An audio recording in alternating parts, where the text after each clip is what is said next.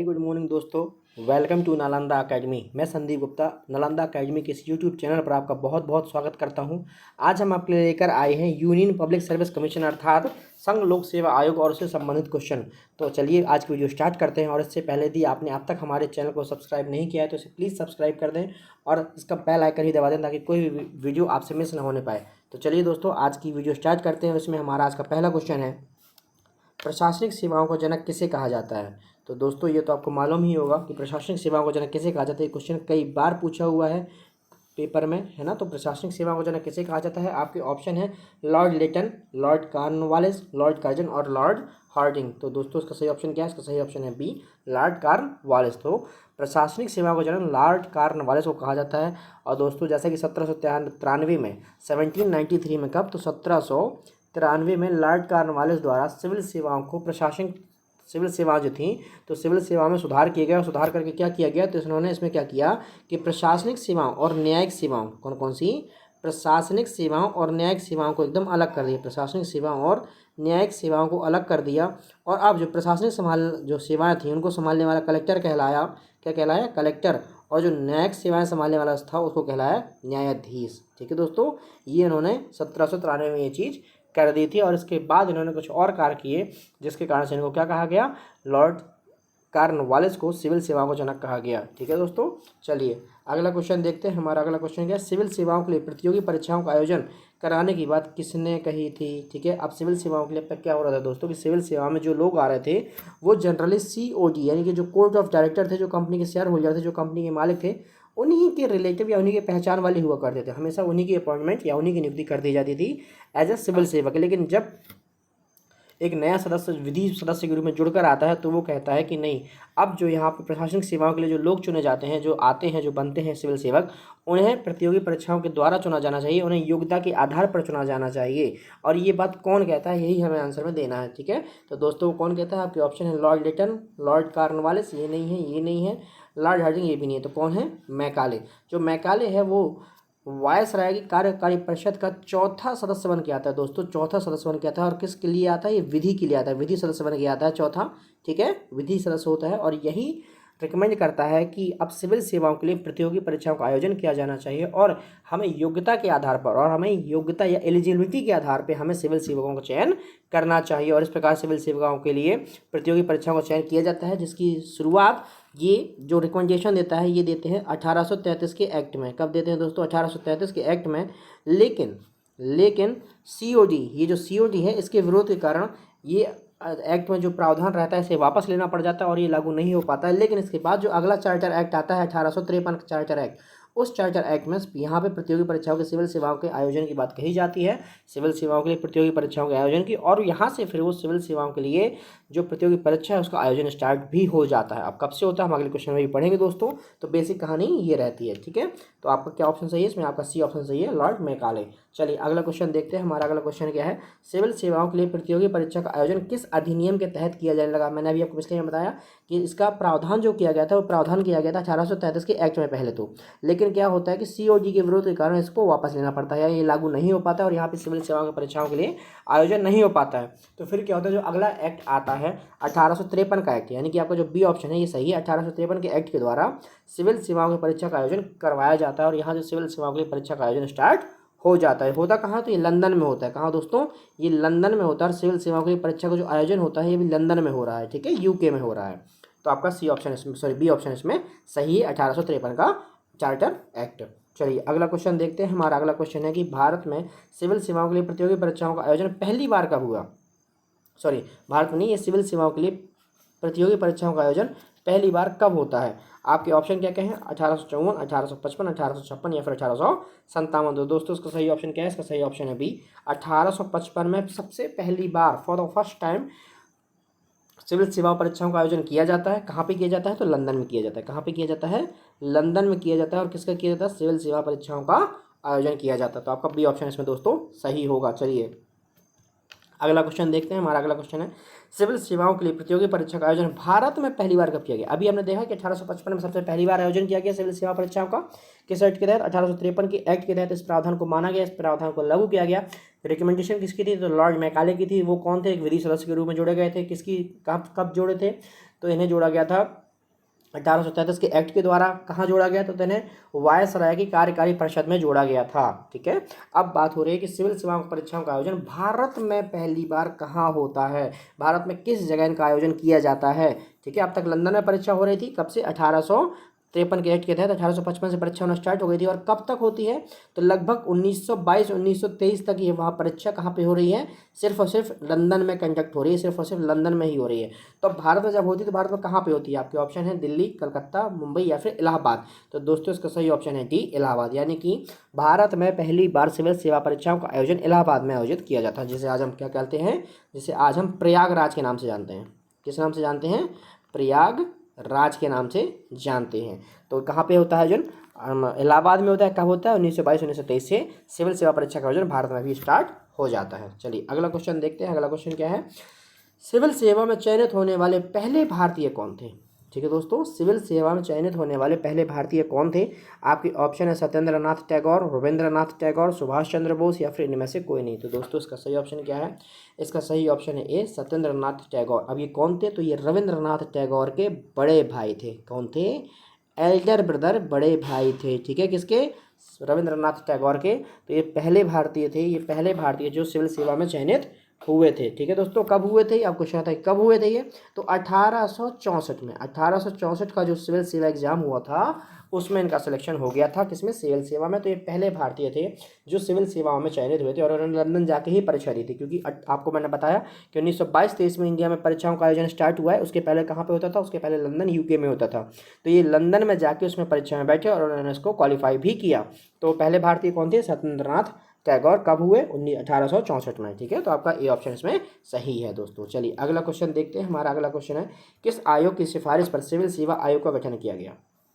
किस आयोग की सिफारिश पर सिविल सेवा आयोग का गठन किया गया। ये क्वेश्चन कई बार पूछा हुआ है दोस्तों, ये आपको जरूर पता होना चाहिए। आपके ऑप्शन क्या क्या है, फजल अली आयोग गलत है, क्योंकि ये तो राज्य पुनर्गठन के लिए किया गया था। नरसिम्हा आयोग गलत है, ये तो कुछ ऐसे ही मैंने दे दिया।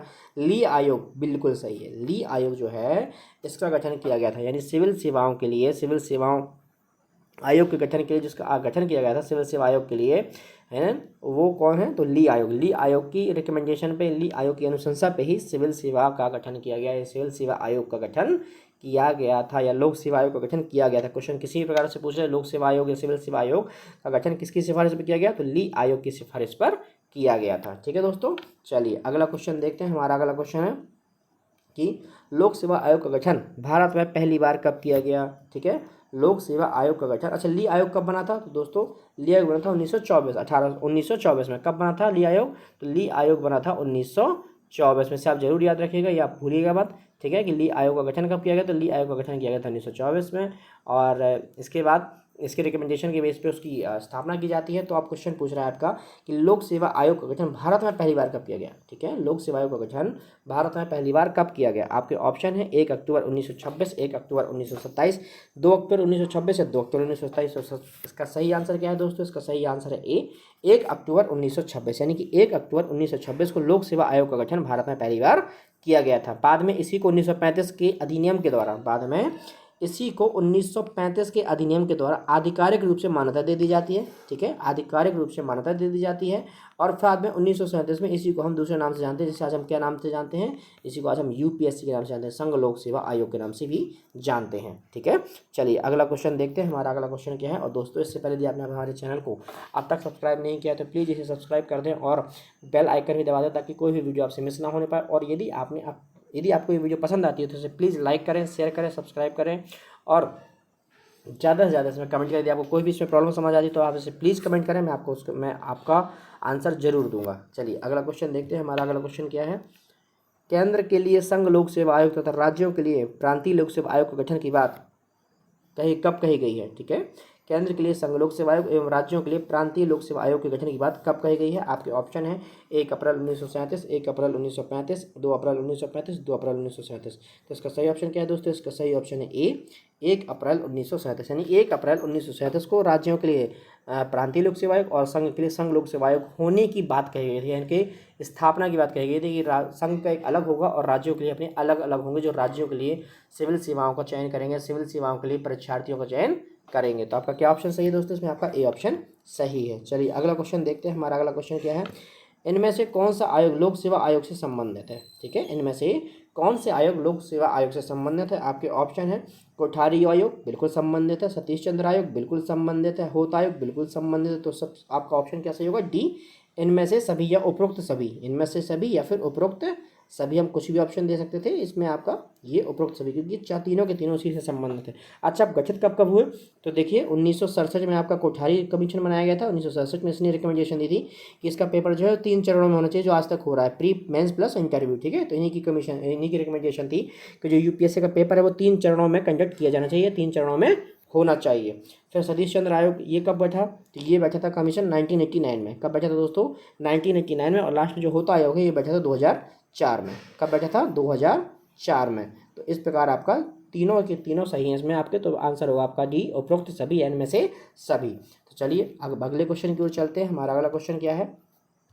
यूपीएससी का वर्णन संविधान के किस भाग में है दोस्तों? तो यूपीएससी या संघ लोक सेवा आयोग का वर्णन संविधान के किस भाग में है? आपके ऑप्शन है भाग 13, भाग 14, भाग 15 या फिर भाग 17। तो दोस्तों इसका सही ऑप्शन क्या है? इसका सही ऑप्शन है बी, भाग 14। यानी कि संविधान के भाग 14 में संघ लोक सेवा आयोग या फिर एक यूनियन पब्लिक सर्विस कमीशन की बात कही गई है। ठीक है, तो आपका भाग 14 इसमें दोस्तों सही है। सिविल सेवाओं की बात कही गई है ना, यूपीएससी मतलब सिविल सेवाओं की बात की गई है। ठीक है, पब्लिक सर्विसेज की बात कही गई है। तो आपका भाग 14 इसमें सही ऑप्शन है। अगला क्वेश्चन देखते हैं। हमारा अगला क्वेश्चन है संघ लोक सेवा आयोग का जिक्र संविधान के किन अनुच्छेदों में है? ठीक है, संघ लोक सेवा आयोग का जिक्र संविधान के किस अनुच्छेद में है या किन अनुच्छेदों में है? आपके ऑप्शन क्या क्या है?